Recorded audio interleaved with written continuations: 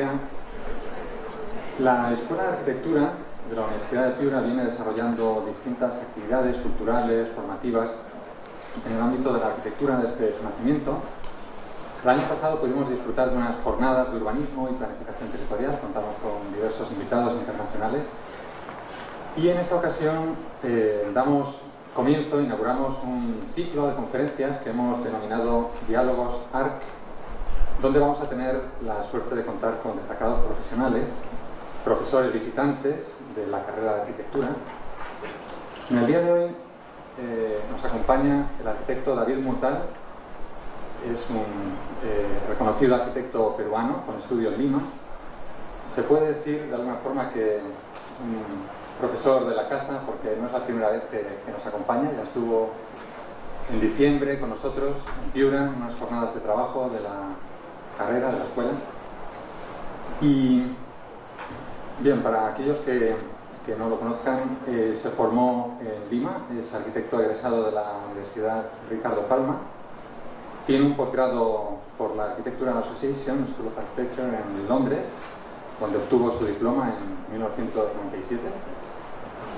Y posee multitud de obra propia en diversas partes del Perú, en contextos muy diferentes. Creo que vamos a ver una amplia diversidad, ¿no?, de proyectos realizados por David.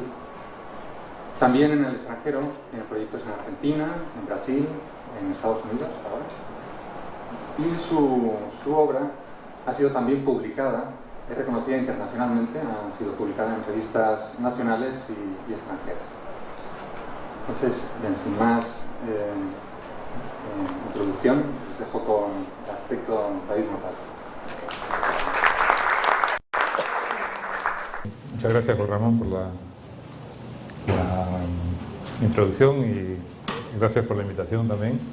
Bueno, he escogido este título que muchos de ustedes quizás piensen que se refiere más a ustedes que a mí, en la medida que muchos todos están empezando la carrera y están iniciando la aventura de ser arquitecto y de descubrir qué es la arquitectura.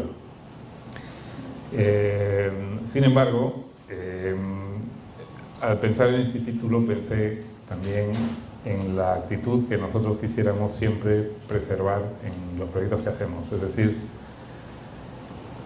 preservar la ingenuidad cuando uno aborda cada proyecto.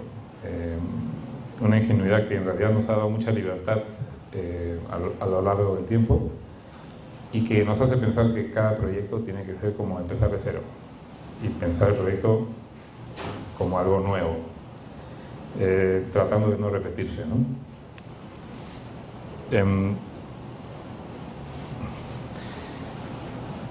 Nuestra oficina tenía un desarrollo un poquito atípico en Lima, empezando en Lima y empezando con lo que normalmente empiezan los jóvenes arquitectos cuando empezamos, con casas de playa, ese tipo de cosas, pero también con restauración de bienes históricos y otro tipo de temas, ¿no? Y eso lo hemos seguido desde entonces. Hay una cosa en mi formación particular que tiene que ver con, y es algo que también van a ir descubriendo ustedes, con la razón y con la intuición. Y eso es algo que vamos a ver ahorita en los proyectos. Cuando yo estudié en Lima, hacíamos muchísimos proyectos uno tras otro y la intuición para hacer los proyectos, para diseñar, era algo que era muy valorado. En Inglaterra es todo lo contrario. Uno no puede diseñar porque sí. Uno tiene que tener una razón por la cual uno diseña. Entonces, finalmente, el proceso de diseño en Inglaterra era el resultado de un proceso de observación y de ver algo con mucha atención, ¿no? Un sitio, una cultura, un paisaje, todas las cosas que forman parte de la arquitectura cuando uno empieza a hacerla, ¿no? Y creo que nuestro camino ha sido siempre el mismo, es decir, y por eso podemos hacer muchos tipos de proyectos. Nos enfocamos mucho en la situación y tratamos de responder a la situación de la manera más precisa posible. Entonces voy a empezar con... les voy a mostrar 9 proyectos. Voy a tratar de ser lo más específico en cada uno de ellos. Y he dividido estos 9 proyectos en 3 capítulos. El primero se llama Visible Invisible. El título se refiere a la intervención que hacemos en casonas que se caen a pedazos y hay que de alguna manera restaurar y darles una nueva vida. En ese proceso, muchas de las cosas que hacemos son invisibles porque implican restaurar y nadie se da cuenta que las hemos hecho. Y otras cosas son claramente visibles. Muchas veces me ha pasado que en esos casos me dicen, ¿y tú qué has hecho acá?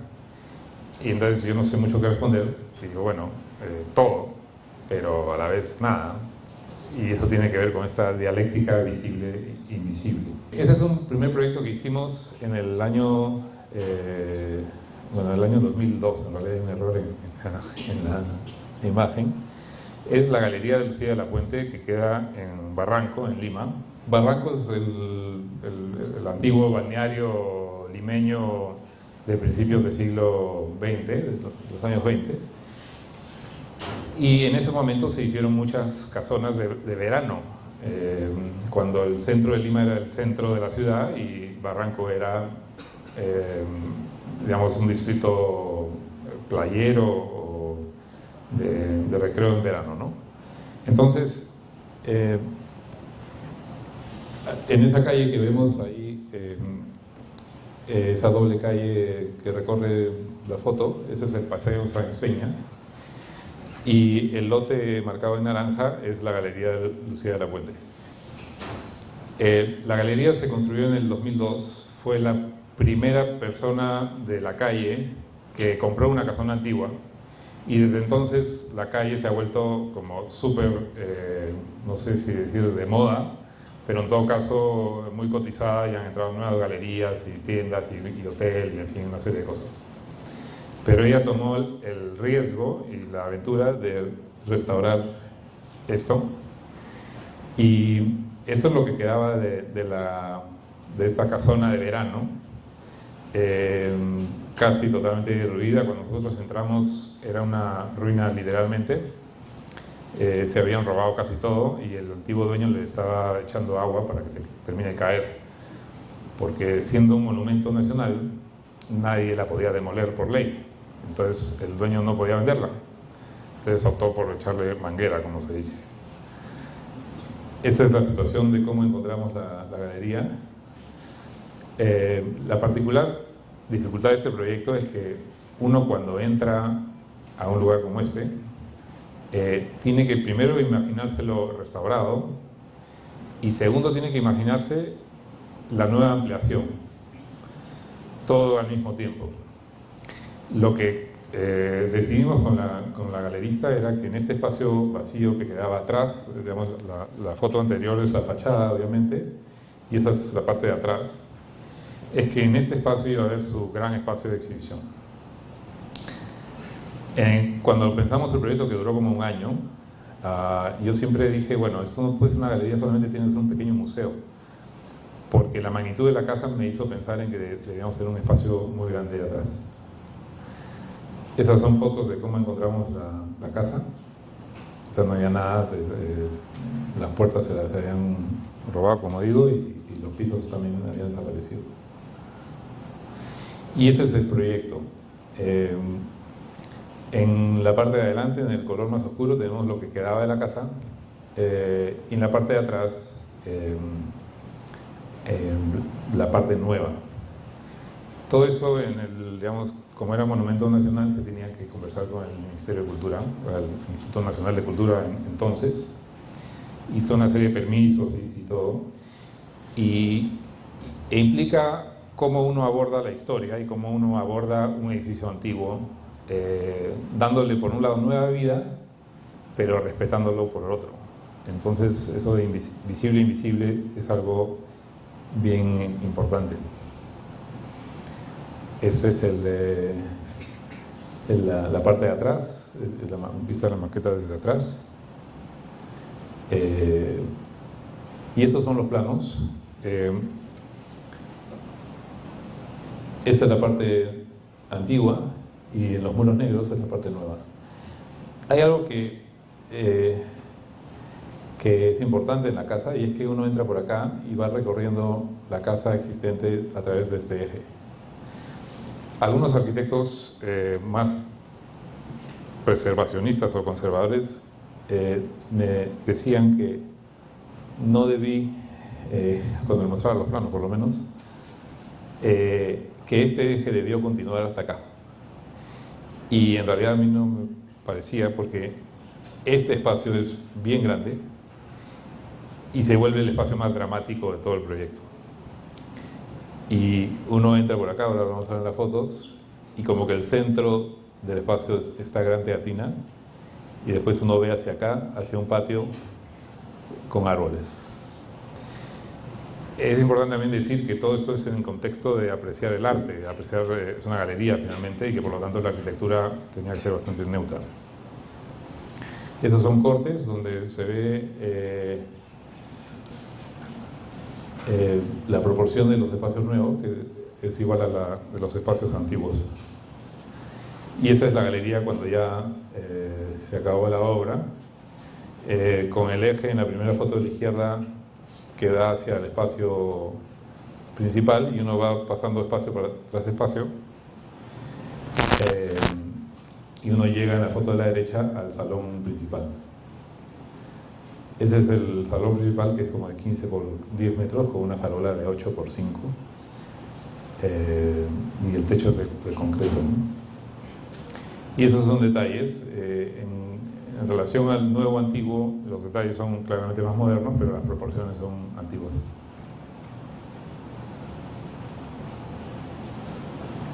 Y esos son detalles de la transición entre la parte nueva, que es donde está la escalera, esa escalera de servicio en la parte izquierda, y donde se forma un muro muy, muy ancho hacia la parte nueva.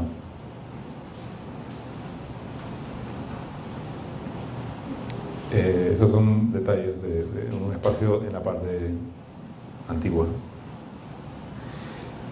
Ahí trabajamos en transición de materiales, donde el concreto, que es considerado un material más moderno, pero muy aparente para una galería, se metió dentro de la parte antigua. Esos son depósitos.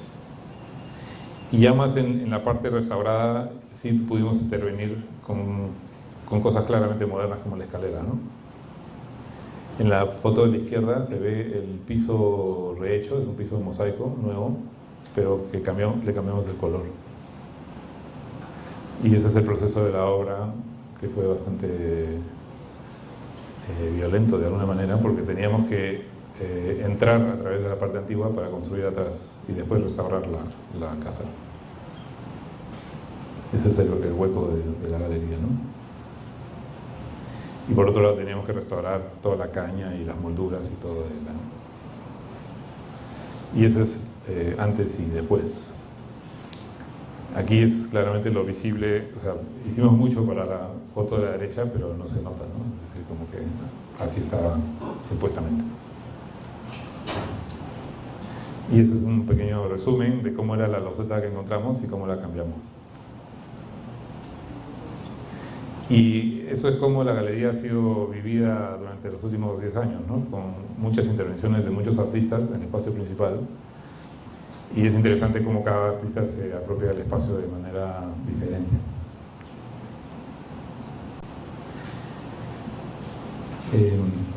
Ese es un segundo proyecto del primer capítulo de Visible e Invisible, que es la estación de Desamparados. La estación de Desamparados es la estación de trenes antigua del centro de Lima, que está justo atrás del Palacio de Gobierno. Fue usada mucho tiempo como estación de trenes, pero hasta hace como 10, 15 años tenía un tráfico muy, muy reducido. Primero Toledo, el presidente Toledo se apropió de ella y hizo un pequeño museo dedicado a la Amazonía, pero sin restaurar realmente el edificio. Y cuando vino Alan García en su segundo gobierno, se le ocurrió, digamos, atrás del Palacio, como él lo dijo, hacer la Casa de la Literatura Peruana. Entonces nos llamaron para emprender la dirección de la restauración y hacer un proyecto de arquitectura que yo diría que es más invisible que visible. Y bueno, acá vemos la estación, acá está el Palacio de Gobierno, acá está la estación. La estación es bien bonita porque acá está la calle, la Plaza de Armas está por acá, ¿no? Y la calle está bastante más arriba que donde pasan los trenes, y acá está el río Rímac. Es un lindísimo edificio de Marquina de los años 1900, empezó en 1800 y pico, se terminó como en 1910, 1920, pero que a la vez había sufrido bastantes intervenciones y no encontramos ningún vestigio de estación de trenes, nada, ni una banca, o sea, todo había desaparecido. Entonces era difícil restaurar eso, era como restaurar un cascarón de edificio. Entonces acá tenemos la foto, uno ingresa desde la calle por acá, y lo lindísimo del edificio es que es súper simétrico. Y acá, bueno, como que dirigimos los colores, la restauración de piso, las molduras, la iluminación, todo ese tipo de cosas que un poco para que nadie metiese la pata. Pero aquí se ven las dos únicas intervenciones visibles que hicimos en el edificio. Este espacio que después les voy a mostrar, que es un homenaje a Mario Vargas Llosa, siendo la Casa de la Literatura Peruana, y arriba esta ventana. Lo bonito de esta ventana, que desgraciadamente no está abierta al público, pero la idea es que lo fuese, es que si uno ve al revés desde esa ventana, uno no solamente ve la entrada del edificio, sino la calle. Y esto iba a ser una librería y íbamos a poner al cajero de la librería ahí. Pero finalmente no hicieron la librería. Entonces me parecía divertido como encontrar ahí a una persona que te está mirando siempre que entras al edificio. Esos son los planos donde se ve el desnivel.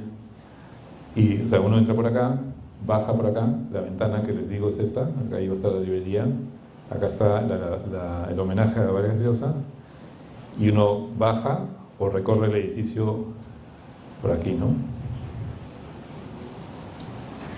Esa es la planta de arriba, fuimos bastante respetuosos del edificio, pero como era una estación de trenes y esos eran oficinas, es el primer plano, tuvimos que sí romper unos muros acá para generar una circulación alrededor y poder entrar a las salas. Y acá también rompimos unas cosas. Teníamos un poquito más de carta libre porque como que el presidente era nuestro cliente, entonces el INS no se metió mucho. Pero igual quedó bien. Y esa es la segunda planta, la de abajo, donde tenemos una cafetería que tampoco se hizo, desgraciadamente todavía no se ha hecho, en el andén de trenes, el homenaje a Vargas Llosa y las demás salas, ¿no? Era un proyecto de limpieza y de que todo quede pulcro y bien, ¿no? Estos son los corredores. Esa teatina es nueva. Y este es el homenaje a Mario Vargas Llosa. Ahí no nos encargaron hacer un homenaje a Mario Vargas Llosa, antes que ganase el Nobel. Y se nos ocurrió hacer una biblioteca, que era bastante obvio quizás, donde él escogiese los libros. Desgraciadamente por temas burocráticos eso fue complicado, aunque él comenzó a hacer la lista, pero lo que me pareció que era bien bonito era pensar esta biblioteca cuyo techo vitral original inglés, o sea, en la primera foto vimos que estábamos acá y uno ve esto, ¿no? Entonces como que todo el espacio de la biblioteca, el techo es un vitral, y en estos vidrios iban a aparecer todas las carátulas de Mario Vargas Llosa, haciendo una especie de nuevo vitral literario. Desgraciadamente esas ideas se quedaron en el papel por más temas burocráticos que por otra cosa, pero aquí como que se muestran las cosas que se pueden manejar con la arquitectura, ¿no? Es decir, hay una cosa física, tangible, visual, pero a la vez cosas conceptuales que tienen que ver. En un momento hablábamos de viajes literarios en vez de viajes en tren, y un vitral literario en vez de un vitral inglés ahí arriba. O sea, combinaciones de ideas que tienen un resultado físico real, ¿no? Y los muebles y el diseño se hizo en función un poco a la idea de bancas de estación, ¿no? Y el edificio también influyó mucho en el diseño, en el sentido de la simetría, ¿no? Todo tiene que ver con los ejes del edificio. Y este es un último proyecto de este primer capítulo, que es el Hotel B. Ese es un proyecto muchísimo más complejo, porque es un hotel. Se acaba de ganar un premio como uno de los 5 mejores hoteles de diseño del mundo del 2014. Es un esfuerzo de mucha gente, ¿no? No solamente nuestro. Y está ubicado justo al lado de la Galería Lucía de la Puente, o sea, al costadito. Acá está la Galería Lucía de la Puente y acá está el hotel. No tengo fotos desgraciadamente de cómo estaba, pero ese es cómo quedó al final. Y es un proyecto complejo porque se trataba de... toda esta parte es antigua y esta pequeña parte es nueva. Entonces aquí simplemente había que poner, lo que nos tomó algo de tiempo, 10 habitaciones con baños, hacer dobles muros para el ruido, hacer aislamiento térmico, aislamiento acústico, acá baños nuevos, y por lo tanto en algunos cuartos tuvimos que reducir el cuarto para poner este baño, cosas así, ¿no? También igual con la idea de que esto es casi invisible, la gente entra y no se da cuenta mucho de lo que se hizo. Sin embargo, en la parte de atrás, ¿dónde está? En la parte de atrás, que es en esta zona, hay...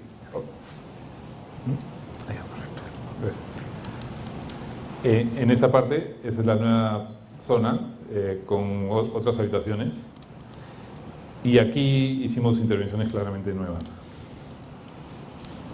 Entonces, ese es el primer piso y uno entra por acá al edificio. Acá hay este espacio que es bien bonito, que es como ovalado.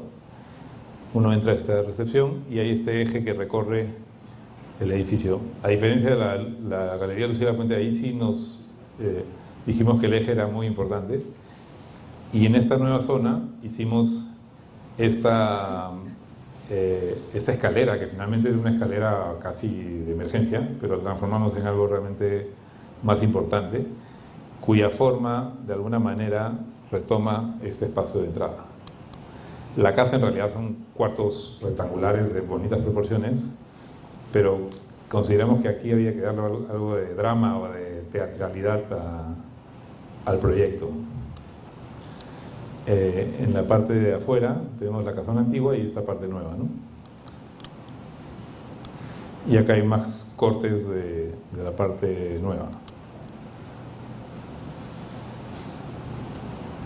Había un sótano también que tuvimos que hacer.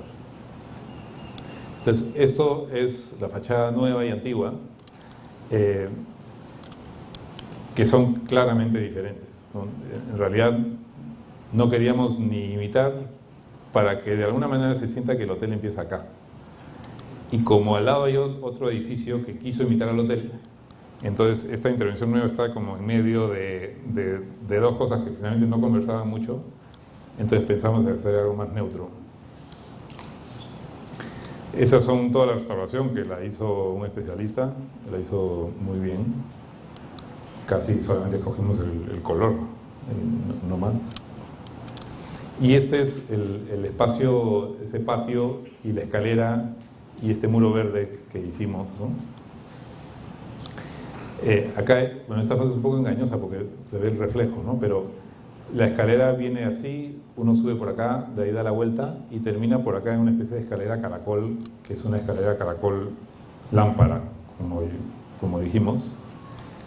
Entonces termina siendo este espacio algo más llamativo y una experiencia más enriquecedora que los cuartos, que son más monótonos. Y esta escalera, la escalera lámpara, que es la que termina, es una escalera de vidrio y la luz viene por acá. Y conduce al techo simplemente, ¿no? Pero está al eje del edificio. Entonces cuando uno entra por abajo, uno entra por acá, no se ve acá, ¿no? Pero uno ve hasta arriba y aparece la escalera muy arriba por donde pasa el sol, la luz. Esos son fotos interiores. Se trabajó mucho de la mano con la decoración y con todo. La galería de al costado, Lucía de la Puente, puso todos los cuadros. Pero siempre había un tema de simetría, al igual que la estación de desamparados, ¿no? Acá está la recepción del hotel y todo el modelamiento también seguía esa simetría. Inclusive algunos baños son súper simétricos.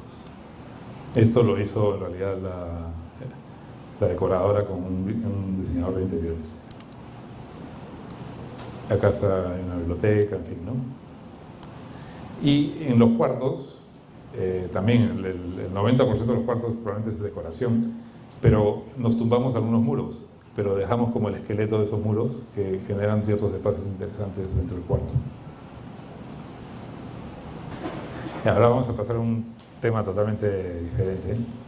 Quizás en los tres temas que estoy presentando hay un camino hacia mayor libertad. Es decir, en visible e invisible, como que estamos bien sujetados por el edificio y tenemos que ver cómo hacemos para hacerlo lo mejor posible con respecto al edificio existente. En el espacio autónomo hemos puesto 3 casas que son así casas a todo dar. Entonces, ¿qué significa una casa a todo dar? Que tienes un cliente que tiene la plata para hacerla lo mejor posible y que además quiere que le hagas algo pues así medio espectacular, ¿no? En el caso de visible y invisible hay muchas más restricciones. Aquí, digamos, tengo un cliente que me llegó a decir, ¿sabes qué? Necesito que me sorprendas. O sea, ese es el objetivo de este proyecto, no otro. Esta es una casa de playa, pero no es de playa exactamente, digamos que está en la playa.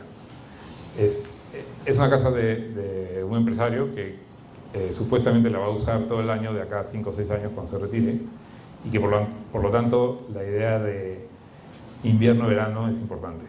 Entonces no quería una casa de verano. Es una casota en Poseidón, en un nuevo condominio cerrado en Pucusana, a 50 kilómetros al sur de Lima.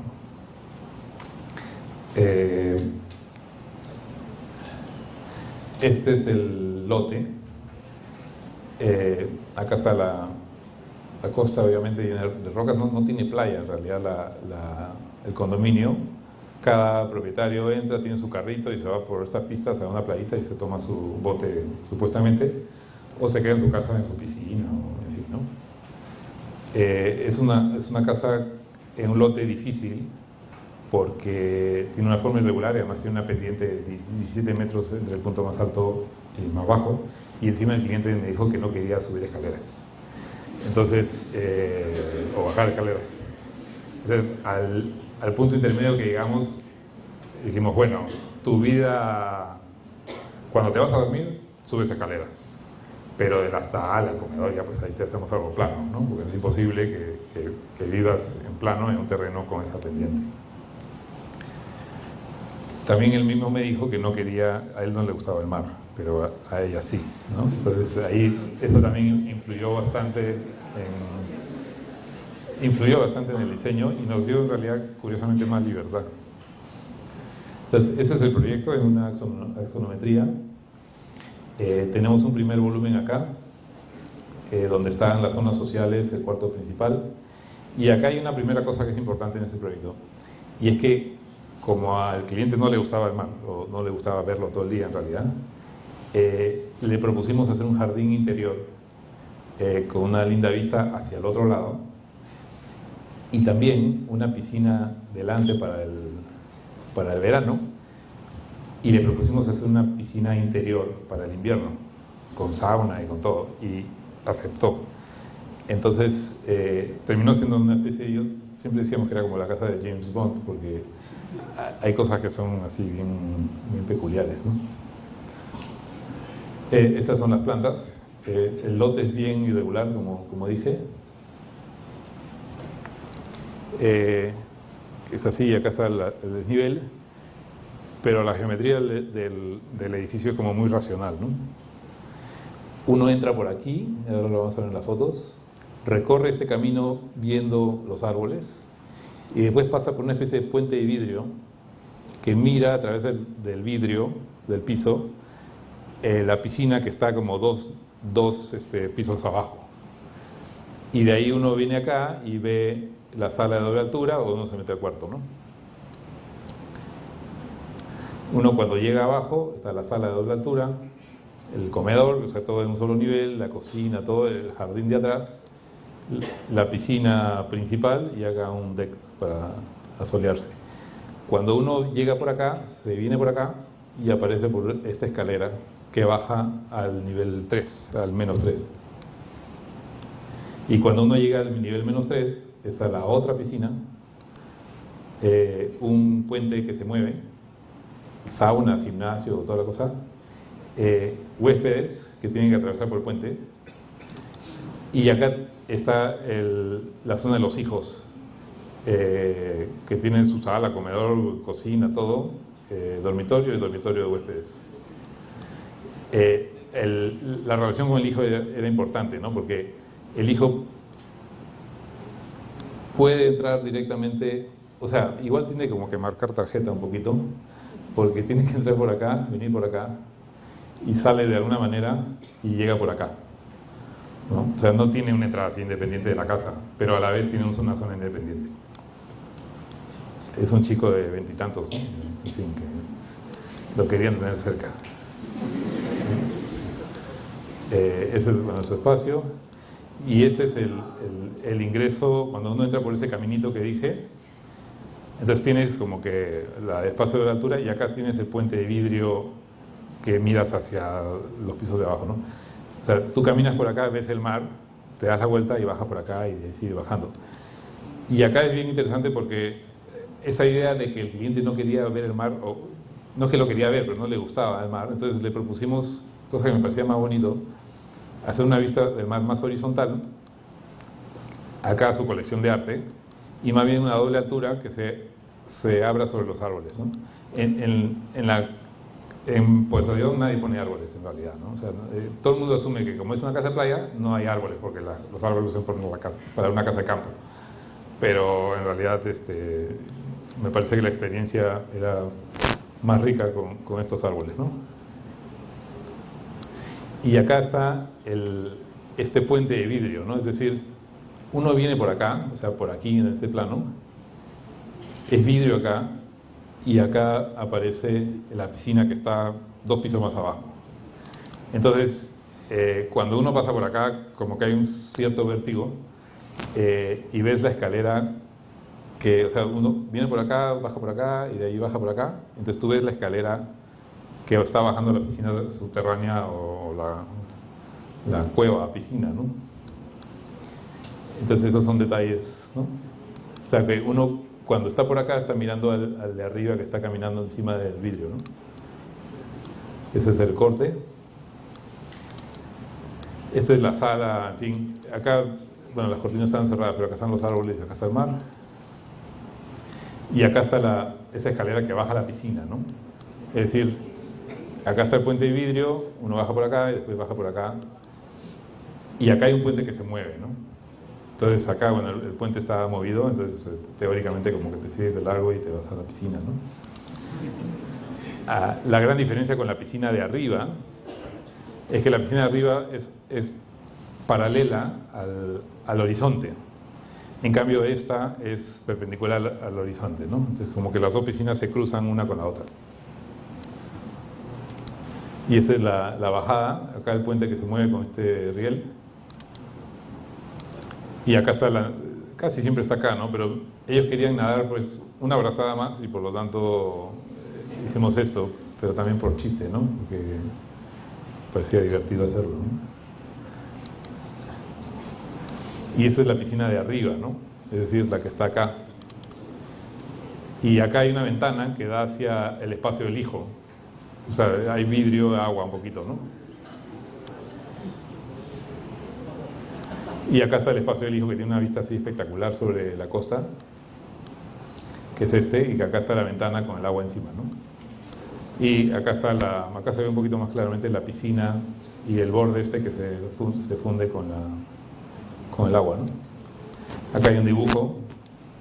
En general el dibujo es como bien importante para nosotros para concebir todo esto, ¿no? Y acá ya no es un tema de decoración, en fin, que bueno, lo hizo la clienta, ¿no? Pero usamos concreto caravista y bastante concreto en los interiores de la casa, ¿no? Y acá hay un baño y usamos un mármol de Huancayo de esta forma, así tipo hoja se llama, ¿no? Abierto como hoja.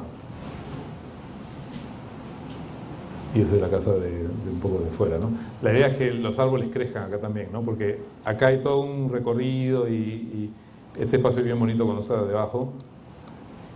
Y acá está, claro, la zona del hijo, los huéspedes, la piscina interior, la piscina de arriba, el cuarto principal, el espacio de doble altura, ¿no?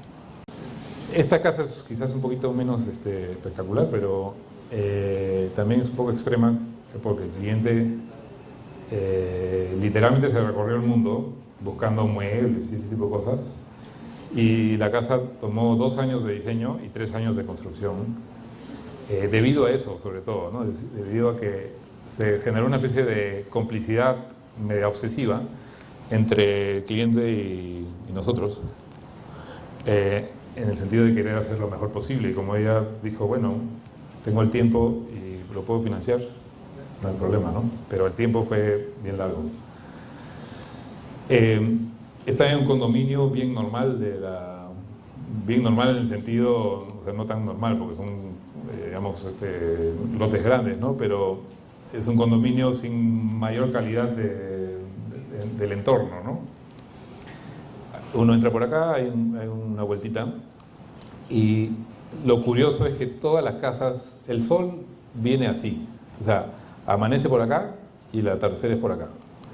Todas las casas del condominio, por lo menos las que se han construido, se pusieron así, así, así, así y así.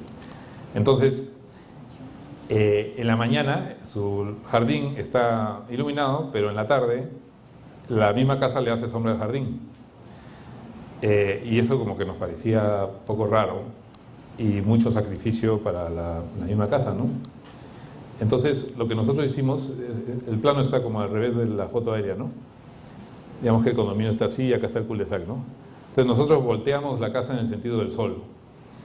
Entonces como que amanece por acá y el atardecer por acá. Es por acá. Eso no es algo, digamos, es una decisión simple, pero sumamente importante, porque define la vida en la casa de Saque. De esta manera tenemos el jardín iluminado todo el día, y además por la posición del sol que se mueve un poquito de invierno a verano. En invierno entra un poquito el sol a la sala y en verano la casa le hace sombra un poquito al jardín, pero poquito, ¿no? Es una casa grande, no tan grande como la anterior, pero uno entra por acá y hay este eje que uno va recorriendo y de alguna manera hay como dobles alturas, triples alturas, y el sol va recorriendo el eje también con uno, ¿no? Entonces acá está la sala, el comedor, acá hay un patio y la cocina estaba como cerca al comedor y cerca a este estar y directamente al patio, ¿no? Acá hay un corredor de servicio. Por aquí tenemos el segundo piso con la doble altura del comedor, el dormitorio, el walk-in closet baño, que ya lo van a ver, el estar y otras cosas, ¿no? Es una casa un poco partida, ¿no? Es decir, para que entre luz, los volúmenes se parten. Entonces hay este patio que permite luz acá, hay este vacío que permite luz acá, y una serie de... No quisimos hacer como un bloque oscuro, ¿no? Este es el ingreso de afuera, desde el cul-de-sac, donde se ven los volúmenes. el 80% de la casa es en concreto caravista, que demora más en hacer. Y esta es la casa de noche, casi noche, en el jardín, ¿no? Tenemos la sala acá, el espacio de altura acá, el dormitorio principal y el patio, ¿no? Y el sol que va así, ¿no? Ese es el espacio de como doble altura, o sea, uno entra por acá, ¿no?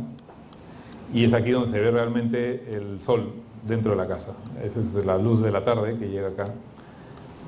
Y el constructor que hizo esta casa es probablemente uno de los mejores constructores que hay en Lima. Es alguien como de casi 80 años, que se toma su tiempo y que es maniático de la precisión. Entonces, este concreto caravista ni en Japón creo que se hace, porque es un proceso súper artesanal que ya es imposible hacerlo en otros lados casi, ¿no? O sea, se puede hacer obviamente en otros lados, pero cuesta muchísimo más de lo que podría costar, de lo que cuesta acá, ¿no? Ese constructor decía que no estaba haciendo una casa, estaba haciendo un mueble, porque cada parte de la casa tiene como que es como armar un mueble, ¿no? Cada muro, cada cosa está como estudiada. Este es como el ingreso, acá hay este puente que lleva al dormitorio principal y la escalera, ¿no? Acá hay un escalón de granito para que nadie se tropiece. Y ese es el espacio, ese espacio como longitudinal que es el recorrido por el sol, digamos, ¿no? Esa es la casa desde otro ángulo. Acá hay un espacio de la altura y una terracita con un escritorio. Acá hay otras fotos, ¿no? Y este es el espacio del comedor con una biblioteca arriba, y acá hay un escritorio para el esposo que necesitaba una terracita para fumar, en realidad. Entonces por eso sí está la terracita, pero en la composición creo que va bien. Y esta es la cocina, ¿no? Así a todo, cada cosita, cada encuentro, cada cosita, todo estudiado, ¿no? Esa es una casa donde cada encuentro entre material, digamos, entre el fierro, la madera, el concreto, el cuarzo, todo está como pensado y discutido y diseñado, ¿no? Y este es el walk-in closet baño, que le dimos 1000 vueltas, en realidad lo cambiamos en obra y finalmente ella optó por decir, ya, quiero un closet con el baño adentro. Y funciona, ¿no? Acá hay detalles, detallitos, ¿no? En esta casa, al igual que la primera, como que uno llega realmente hasta el último centímetro cuadrado. El esfuerzo es enorme, porque parece que así nomás, pero hay planos, hay coordinaciones, hay una serie de acciones que hay que hacer, ¿no? Y ese es el proceso de la obra, que para ser concreto caravista es así de brutal el proceso, ¿no? Es como hacer una represa en miniatura. Hay unas consideraciones estructurales de la casa que también son bien importantes, ¿no? Porque este muro está medio colgado y acá hay vidrio, ¿no? Y finalmente en el segundo capítulo de espacio de casas, digamos, tenemos la Casa San Jorge, que es una casa que ganamos. Eso fue un concurso de un argentino que vivía en el Perú y dijo, bueno, quiero hacerme una casa en Argentina porque ya me voy del Perú, y no estaba muy seguro pues de contratarnos, ¿no? Porque decía, un arquitecto peruano lo llevo a Argentina, a ver qué pasa. Entonces hizo un concurso, igual lo ganamos y ya pues entonces hicimos el proyecto, ¿no? Esto es algo bien particular. En Argentina, en las afueras de Buenos Aires, hay un montón de lo que ellos llaman countries. Y un country significa una urbanización cerrada que tiene guardias con metralletas prácticamente en la puerta, y uno entra a Disneylandia, ¿no? Entonces, afuera están los guardias, Prosegur, una serie de así cosas que están chequeando quién está por la zona, y adentro es la paz total y todo el mundo en bicicleta y en fin, ¿no? Y sin muros entre las casas, ¿no? Entonces, el lote es de 2000 metros cuadrados más o menos, y tenía la particularidad que tenía estos 11 árboles de eucalipto. El vecino había construido su casa acá, su casa acá, pero su piscina acá. Entonces la vista de la casa podía ser, pero infinita, porque acá está como el parque central de la urbanización, ¿no? Eso está como a 40-50 minutos del centro de Buenos Aires. Y la casa, por otro lado hay esta calle curva, y la casa la decidimos colocar acá. Había unas consideraciones importantes. Primero teníamos los árboles aquí. El sol, bueno, en Argentina el sol está más echado, ¿no?, que acá. O sea, el sol está, por la latitud está un poquito más abajo, no lo tenemos tan arriba como en Perú. Entonces el sol está un poco echado y viene así, ¿no? Entonces por un lado teníamos que ver la supervista, pero por otro lado íbamos a tener el sol en la cara. Pero teníamos los árboles que en la tarde, a las 6 de la tarde, ya hacen sombra sobre todo el terreno, ¿no? Entonces, ese tipo de consideraciones son también bien cruciales al inicio de cada proyecto. Es decir, cómo me coloco acá, y sobre esa base ya empiezo a diseñar, ¿no? Son cosas que, como dije en la otra casa, tienen consecuencias, pues, permanentes, ¿no? Es decir, si uno mete la pata, metió la pata, ¿no? Entonces ahí no hay mucho vuelta que darle, ¿no? Entonces, acá hay esos dibujos los hice cuando llegué al terreno, o sea, al toque, como que era un concurso. Entonces la decisión de cómo colocar la casa era bastante clara. Es decir, aquí contra la calle curva, los árboles y la vista hacia adelante, ¿no? Y esos son los primeros sketches iniciales.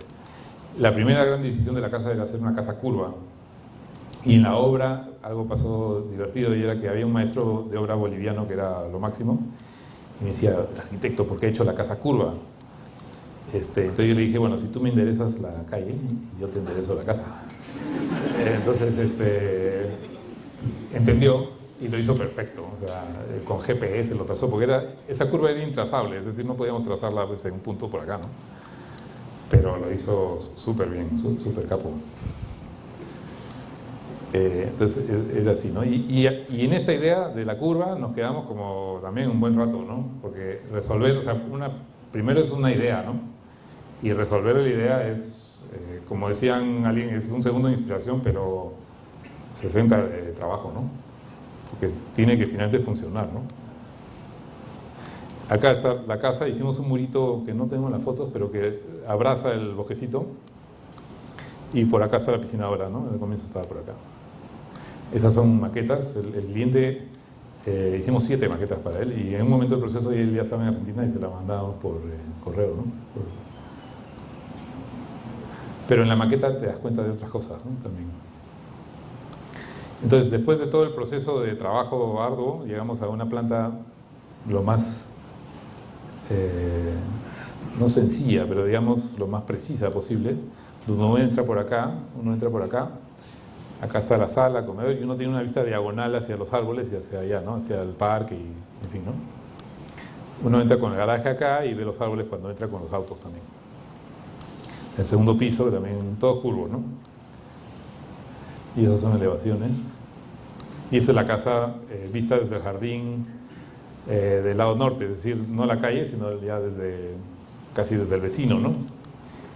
Y aquí tenemos, que es la foto del afiche, ¿no? Tenemos el Star, que tiene un techo inclinado hacia arriba, que es como que se abre para ver los árboles.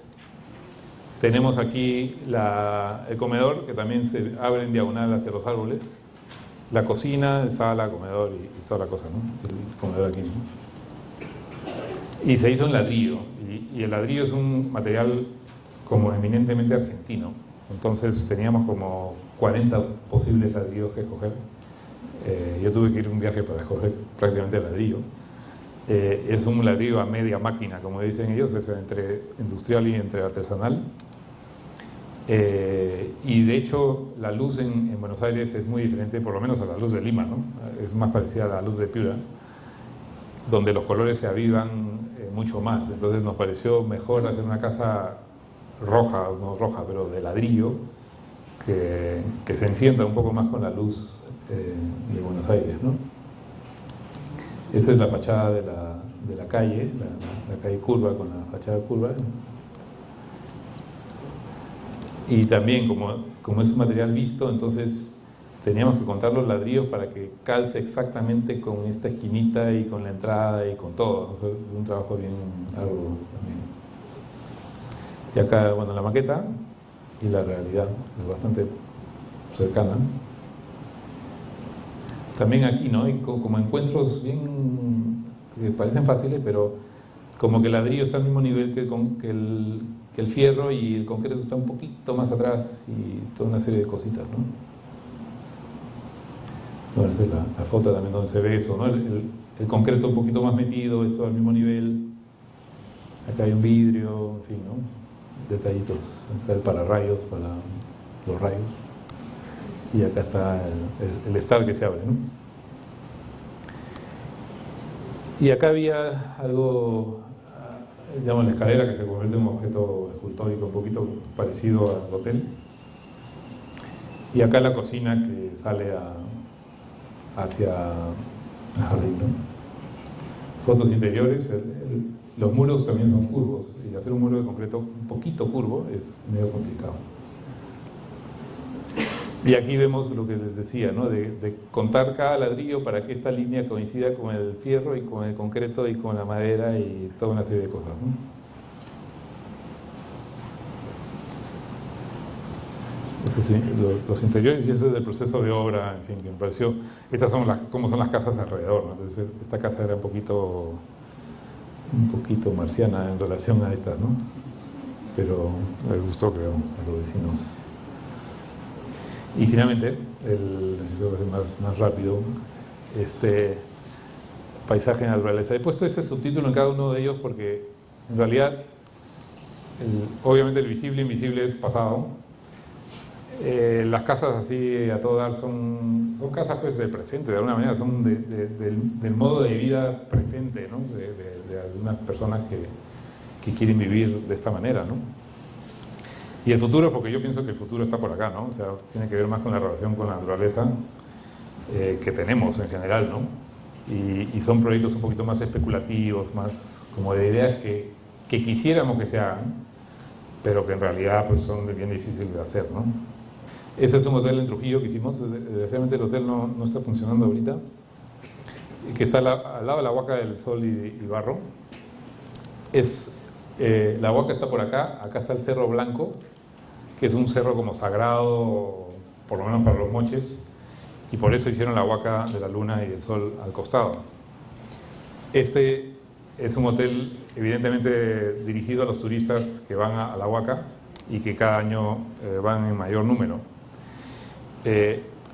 A mí, bueno, no sé si de alguna manera ustedes están familiarizados con el tipo de arquitectura que a veces se hace en estos contextos, ¿no? Y muchas veces es una arquitectura de imitación, entonces parece que es la neo-huaca o la neo-moche, de mucho colorinche, con lo cual yo particularmente no estoy muy de acuerdo, porque finalmente hacen exactamente lo contrario que lo que deberían hacer, es decir, agreden el paisaje por supuestamente hacerle un homenaje a la huaca o a la arquitectura precolombina, ¿no? Entonces nosotros, yo no estoy muy de acuerdo con eso y más me gusta esto, ¿no? O sea, me gusta este paisaje, es decir, el algarrobo, la ruina y el desierto, el Cerro Blanco, y prefiero trabajar con esto que con esto, que también me encanta, pero si trabajo con esto, meto la pata, porque me parece muy complicado, ¿no? O sea, es decir, comenzar a poner pues, motivos, moches en la arquitectura de ahora, me parece una trampa muy fácil en la cual caer, digamos. Eso es una cosa con la Huaca de la Luna que han descubierto hace unos años que me parece fantástica, ¿no? Y ese es el proyecto, es un terreno de 3 hectáreas y el cliente nos pidió 15 bungalows. Entonces pensamos que una manera de integrar naturaleza y paisaje era soltar estos 5 bungalows, esos 15 bungalows, e integrarlos con un bosque de algarrobos o un bosque de un jardín, ¿no? Entonces, acá hay una casa existente y soltamos estos 15 bungalows, pero a diferencia digamos, lo que hicimos primero fue poner los bungalows, que no fue tan fácil porque cada bungalow implica que tienes que preservar la relación en relación al siguiente y que tiene una vista pues libre más o menos, ¿no? Y por otro lado tiene los caminos. Entonces, primero hicimos los bungalows y lo hicimos en esta trama que es invisible, ¿no? Pero en esa trama de triángulos equiláteros tenemos el bungalow al medio y en las aristas más, en los extremos más o menos otro, ¿no? Y una vez definido esto comenzamos a rotar los bungalows en función de cómo se veían unos con otros y la privacidad, ¿no? Y después metimos los caminos. Estos son los bungalows, o sea, son como pequeñas unidades que concentran de alguna manera el paisaje, porque tenemos un espacio de afuera con una ramada muy sencilla, con un jazmín. A diferencia de las casas, esto es detalle bien sencillo y efectivo de alguna manera, no es tan sofisticado. Acá está el cuarto, acá hay unas totoras, entonces uno estaba duchándose y veía las totoras, que me parecía divertido en relación al paisaje también. Y el baño, y acá un jacuzzi, y había un jardín de flores acá. Ese es el otro tipo de bungalow con un poco las mismas ideas, ¿no? La totora, en fin, la terraza, ¿no? Y esto es en obra, ¿no? No tengo fotos desgraciadamente de cómo quedó al final con los árboles ya crecidos, pero es así, ¿no? Es un poco, es como una especie de pueblo en realidad, porque uno se pierde, a pesar de que si uno lo ve desde el aire está bien ordenado, ¿no? Entonces es una arquitectura casi que por lo menos tiene la idea de nacer de la tierra, ¿no? No sé si realmente lo logramos, pero acá viene el jazmín, entonces como que se funde. Acá falta el jardín de flores que no se hizo finalmente, ¿no? Pero es una arquitectura muy sencilla. La clienta por adentro la decoró como una casona trujillana, entonces ahí el cambio de adentro hacia afuera es pero radical. O sea, uno está así como que en un pueblo de Moche y de repente entra y entró en una casona de la Plaza de Armas de Trujillo, que no sé, le traté de encontrar su interés, pero al final no sé si se quedó tan bien. Finalmente ahorita no está funcionando porque no sé, por una serie de problemas. Este es un proyecto como más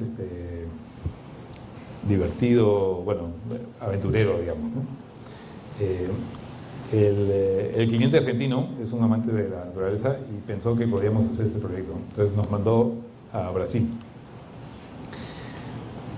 Y al Mato Grosso. El Mato Grosso es el Pantanal, es la reserva natural más grande de Brasil y es una de las zonas más ecológicamente biodiversas del mundo. Y es el único lugar en el planeta donde si uno va puede ver de todas maneras a un jaguar salvaje. Es decir que hay turismo para ver jaguares. Entonces la idea de este proyecto era hacer un lodge para ver jaguares salvajes. Lo que tiene sus complicaciones. Entonces, ese es el terreno. Ese es el río Cuyabá.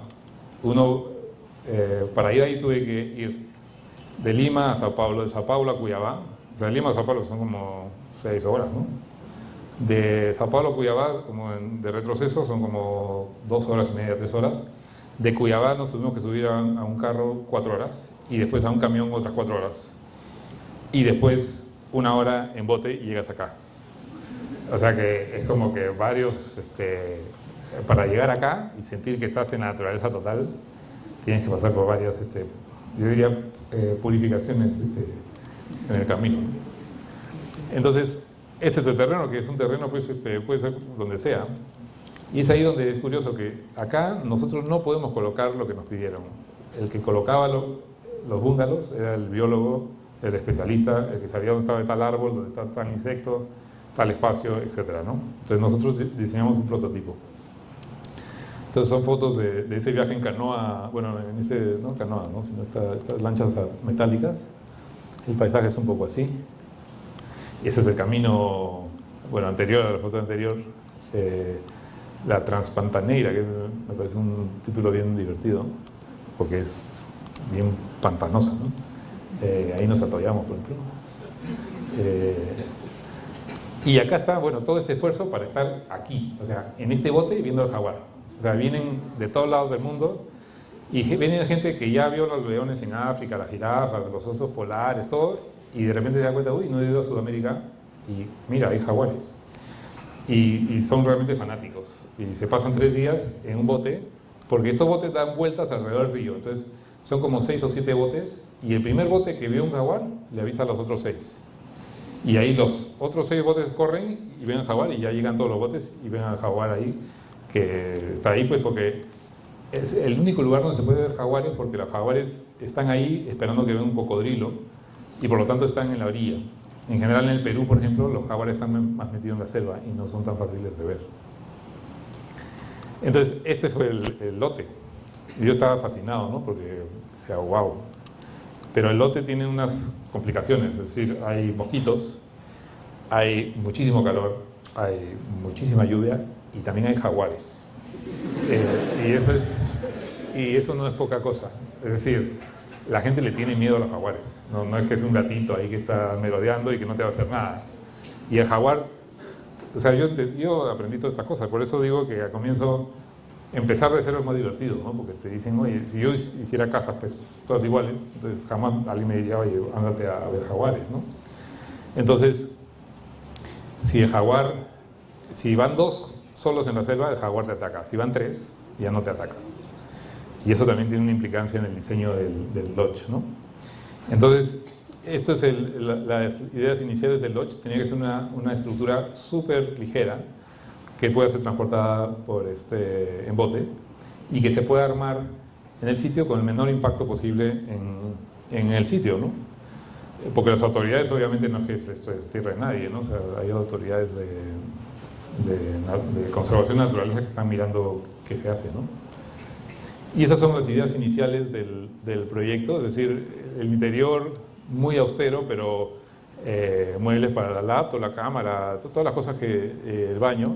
El tema del baño fue un crítico y fue la razón por la cual finalmente ese proyecto no se llegó a construir del todo. Porque el tema del desagüe, hicimos este dibujito chistoso que era como que te sientas y viene aquí y viene un carrito y se lleva pues lo que, ¿no? Con la arena, o sea, es un water, un inodoro con arena, pues, ¿no? Pero eso a los brasileños, a las autoridades no los convenció finalmente y les bloquearon el proyecto por eso y les dijeron, bueno, que no lo podían hacer. Pero la idea era pensar todo, absolutamente todo, desde ponen la cámara hasta donde el baño y todo, ¿no? El desagüe y donde cuelgan el polo después de estar mojado por la lluvia, ¿no? Y ese es el proyecto final. Los planos, digamos, una zona del cuarto, el mueble, el baño, lavatorio, ducha, las hamacas y todo con mosquitero para los mosquitos. Y eso tenía que estar elevado por los jaguares, ¿no? Porque sí es un peligro y habían 2 opciones: o cercábamos todos los 15 bungalows con una malla y ya todo el mundo podía caminar tranquilo, pero el problema de eso es que si se metía un jaguar ya es más complicado, ¿no? Porque ahí ya tienes un jaguar enjaulado que está nervioso y que se come al primero que ve, ¿no? Entonces, y era muy austero. Yo siempre pensé como esas jeeps de África, ¿no? Que son bien bonitas, pero son súper así austeras y como que la claridad del cometido de diseño tiene que ser súper preciso, ¿no? Nada superfluo, ¿no? Y esos son, como estos bungalows tienen en la época de lluvias no se puede ir, entonces la idea era dejar esta plataforma, poner unos tubos abajo y todo esto desarmarlo como si fuese una carpa y meterlo acá. Dejarlo ahí, digamos, 4 meses y después viene la nueva sesión para no dejarlo armado porque, digamos, la lluvia se lo come todo, lo destruye todo. Pum, se arma todo acá en esta plataforma, ¿no? Y por un tema de diseño prefería que el toldo estuviese adentro y no fuera y ese tipo de cosas, ¿no? Esas son imágenes de la maqueta con la estructura, en fin. Y ese es el prototipo que comenzamos a hacer en Cuyabá, en la ciudad, ¿no? Comenzamos a ensayar, sobre todo para ver cómo lo podemos montar y desmontar. O sea, es madera con fierro galvanizado y toldo, básicamente, ¿no? Finalmente se instaló uno y vinieron las autoridades y le dijeron que tenían que hacer su hotel flotante por el tema del baño. Entonces era mejor que el baño se fuese al río que se fuese a un baldecito por ahí, ¿no? Entonces se acabó el proyecto, y después ellos ahora están operando en un bote mientras esperan hacer el hotel flotante, y en fin, en eso estamos, ¿no? Y finalmente, este es la naturaleza paisaje, es un proyecto un poco más piurano, digamos, así que ustedes lo van a poder sentir más cercano. Esta es la Bienal de Venecia. El Perú, por primera vez en la historia, armó una muestra de arquitectura en la Bienal de Venecia. La Bienal de Venecia es la muestra de arquitectura más importante del mundo, que obviamente es cada 2 años, y que cada país lleva a sus representantes y arma una muestra. También hay arquitectos famosos del mundo que hacen su propia muestra dentro de la exhibición. Entonces, por primera vez el Perú mandó a 20 arquitectos y cada uno de nosotros tenía que inventar una ciudad en Olmos, al lado de Olmos. Como va a haber la agregación de Olmos, va a haber una ciudad al costado. Y eso es un proyecto bien teórico, ¿no? Porque en realidad aprovechamos para especular sobre ideas que probablemente sean difíciles de realizar, pero a la vez como que generan nuevas ideas, ¿no? Y yo me centré en el algarrobo, que bueno, acá ahí dice guarango, pero es algarrobo, ¿no? Porque lo dijo José María Arguedas, pero en la importancia del algarrobo como el árbol, ¿no? Y por el paisaje en el cual interveníamos, que es ¿no? Ese es el paisaje que ustedes todos conocen, y que es uno cuando viene por avión ve esto, que uno no sabe a qué altura está realmente, ¿no? Dice, la primera vez que vine dije, ¿y eso qué es? O sea, ¿a qué altura estamos? Y a mí me parece un paisaje fascinante, ¿no? Que parece medio desértico, pero hay mucha vida ahí, ¿no? Entonces dijimos, ya, vamos a hacer una ciudad en este paisaje, entonces que vamos a sacar todos los algarrobos, destruir todo y hacer nuestra ciudad bacán, ¿no? Y ponemos nuestros autos y damos los taxis y todo, y ya, listo, se acabó. Se acabaron los algarrobos. Entonces, nosotros adoptamos algo diferente, ¿no? Entonces, comenzamos a decir, bueno, a ver cómo es el algarrobo. Entonces, comenzamos a ver el algarrobo en la oficina, ¿no? Hicimos una especie de discusión abierta. Y bueno, vimos el algarrobo, la altura, hasta dónde crece, y investigamos el algarrobo y el microclima que se genera abajo, y que es una maravilla, digamos, y que en quechua, digamos, se llama tacu, y que tacu significa el árbol, o sea, no significa como que el algarrobo, sino como que es el árbol, ¿no? Entonces pensamos, bueno, quizás el espacio donde vamos a intervenir es y no sacar los algarrobos, y tampoco hacer una ciudad y después plantar los algarrobos, ¿no? Entonces también pensamos, bueno, lo de la famosa, esas raíces pues, de 60 metros que buscan, hicimos estos gráficos y hicimos esto, ¿no? Entonces dije, bueno, ¿qué pasa si el algarrobo es como una vaca sagrada de la India, que todas las mototaxis le tienen que digamos, dar la vuelta porque es sagrada, pues, ¿no? Entonces, ya, pues, todo el mundo se acomoda a la vaca, entonces que todo el mundo se acomode al algarrobo. Entonces, en la oficina hicimos un poco de chiste también con el asunto de las mototaxis y los ticos, y llegamos a esto, ¿no? Entonces, que ya pues los mototaxis que se adapten al algarrobo, a ver qué pasa.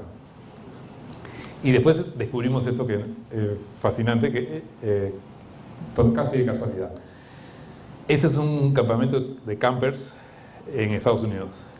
Entonces, estos señores se reúnen una vez al año en una extensión gigante, y parece que por Facebook o por algo comienzan a asociarse entre ellos y hacen como campamentos, ¿no? O sea, unos redonditos, otros así, y en función de sus intereses se van armando grupos.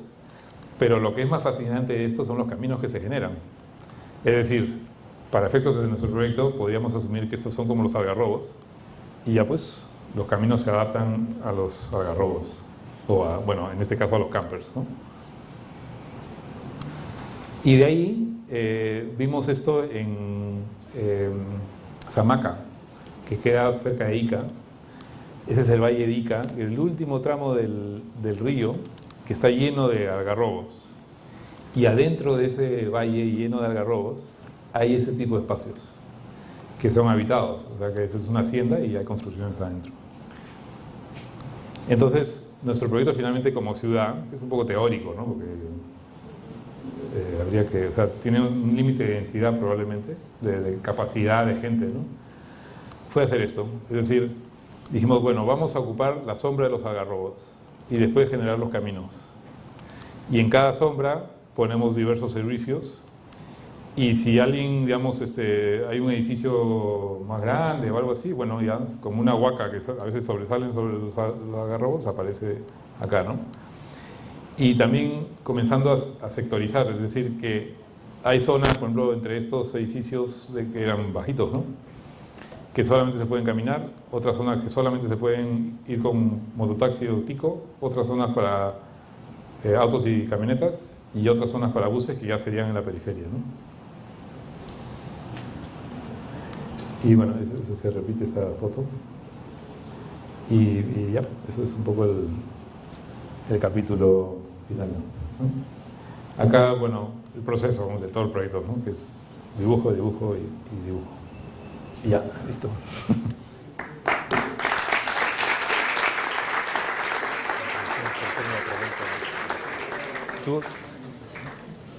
Bueno, David, muchísimas gracias. Ha sido una exposición fascinante desde muchos puntos de vista, ¿no?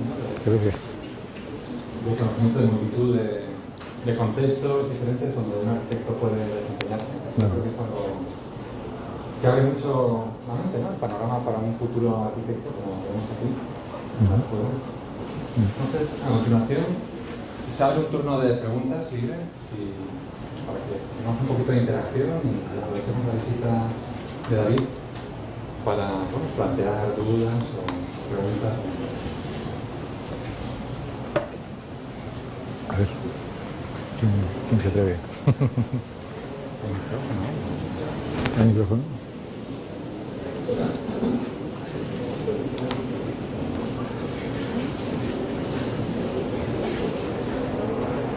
¿Crees que digamos, la arquitectura va evolucionando hacia una tendencia más natural y más respetuosa del medio ambiente?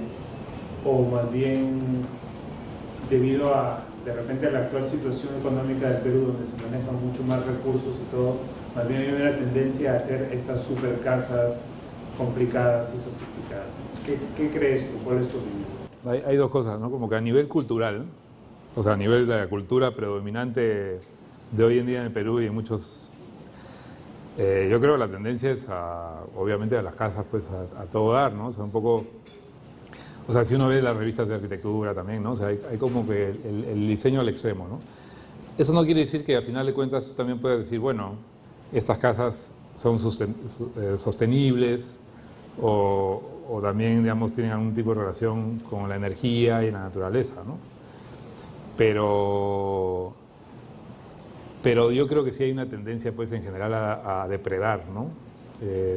A depredar en general, ¿no? Y yo creo que como arquitectos tenemos, o sea, yo he escuchado a alguien decir que lo mínimo que uno puede hacer cuando uno interviene en una zona es reemplazar el valor de la zona, el valor simbólico, poético, lo que sea, por buena arquitectura, ¿no? Si no, no vale la pena, ¿no? Creo. Pero yo creo que la tendencia ahorita es un poquito pesimista en relación a la relación hombre-naturaleza hoy en día, ¿no? Sobre todo en países como el Perú, donde esa cuestión de emergente y de crecimiento económico dice, bueno, ahora nos toca a nosotros. O sea, Estados Unidos metió la pata, ¿por qué nosotros tenemos que pagar el pato? Nosotros tenemos que seguir el camino, ¿no? A pesar de que hay políticas, ¿no? Pero yo creo que a nivel de individuo, de persona, es un poco la tendencia, me parece, ¿no? Teniendo en cuenta que tenemos aquí alumnos de primeros ciclos de arquitectura, si nos pudieras hablar un poquito del proceso, a lo mejor, de creación de cada proyecto, porque hemos visto que incorporas muchos dibujos, ¿no? Sí. Explicaciones y supongo que casi todos son previos a la materialidad. De hecho, claro. Sí. Bueno, como consejo en general, ¿no? Y yo creo que cada uno tiene que descubrir su propia técnica, ¿no? Es decir, un buen arquitecto no necesariamente tiene que dibujar súper bien. O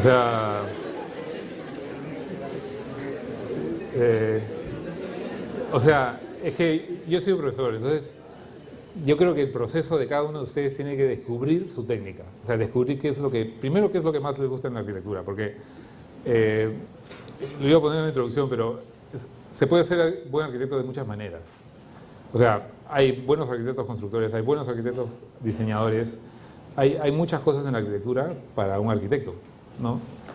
Y yo creo que tiene uno entrar un poco en sí mismo y decir, ya, yo soy bueno para esto y quiero ir por acá, ¿no? Es decir, hay gente que hace maravillosas maquetas y dibuja mal, y hay gente que dibuja muy bien y hace pésimas maquetas, o ese tipo de cosas, pero cada técnica genera resultados también, ¿no? Uno se tiene que sentirse cómodo y hacer lo que uno piensa también, ¿no? Porque a veces la carrera es como que tienes que hacer esto bien, tienes que hacer esto bien, tienes que hacer esto bien, pero a la vez tú tienes que ver a la larga en qué te sientes más cómodo, ¿no?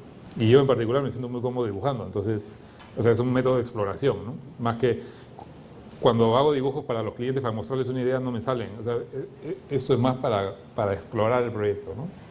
Bueno, esa es mi historia como personal, pero yo no quería ser arquitecto como que desde chico, para nada. Pero de ahí me di cuenta, por ejemplo, estudié fotografía y lo único y un profesor me dijo, oye, ¿y la gente? Y lo único que tomaba de fotografía era arquitectura.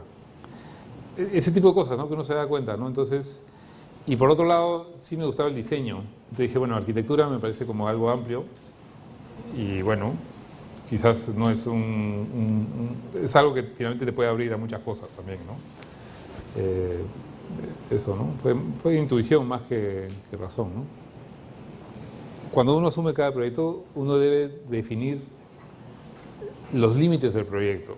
O sea, a pesar de que uno quisiera hacerlo lo mejor posible, hay ciertos límites, ¿no? Porque sería ridículo que yo haga en el Hotel de Trujillo una casa, pues, de la sofisticación de las casas que se han visto. Sería ridículo para todos, para mí, para el cliente, para todos. O sea, no tendría ningún sentido, ¿no? Eso por un lado. No es tan fácil, digamos, tener la primera idea y que se haga tal cual, ¿no? Yo creo que el rol del arquitecto muchas veces, y cada vez más con tantas especialidades que hay un montón de gente que interviene, ¿no? Es como que ser el líder, el que tiene la visión clara. Y esa visión clara se va siendo un poco vapuleada por muchas consideraciones, pero como uno que tiene que empujarlas hasta el final, ¿no? Pero es muy difícil que el proyecto aparezca y se haga así de golpe, ¿no? Quizás el de Mato Grosso es un poquito más directo, ¿no? Porque es así, ¿no? O sea, no hay... ¿no? Pero... Bueno, hay algo que en la arquitectura que... O sea, pero eso lo he descubierto después, quizás no... Pero uno tiene que tener la voluntad de cambiar las cosas. Y eso es como que un fuerte motivador, digamos, ¿no? Es decir, porque construir algo, hacerlo y cambiar una situación es bien como que fuerte, ¿no? Yo tomé fotos durante bastante más, o sea, mientras estudiaba arquitectura, tomaba fotos para arquitectos, digamos, así como cachueleándome, ¿no? Pero poco a poco lo fui dejando. Me parecía que finalmente no me daba lo que finalmente terminó dándome la arquitectura, que es más actuar sobre la realidad, ¿no? Creo que ese fue el cambio. Pero la fotografía, por otro lado, implica como una visión particular de la realidad, que también es otro interés, ¿no? Es un poco lo que uno tiene que buscar, ¿no? Muy bien, pues ponemos el punto final aquí, si no hay más preguntas. Agradeciendo sobre todo a David que haya vuelto a visitarnos aquí en Piura y bueno, por la fantástica conferencia, yo creo que ha sido muy instructiva para todos, así que es felicitarnos por este buen comienzo del ciclo de conferencias de arquitectura y nos vemos en la próxima. Muchas gracias.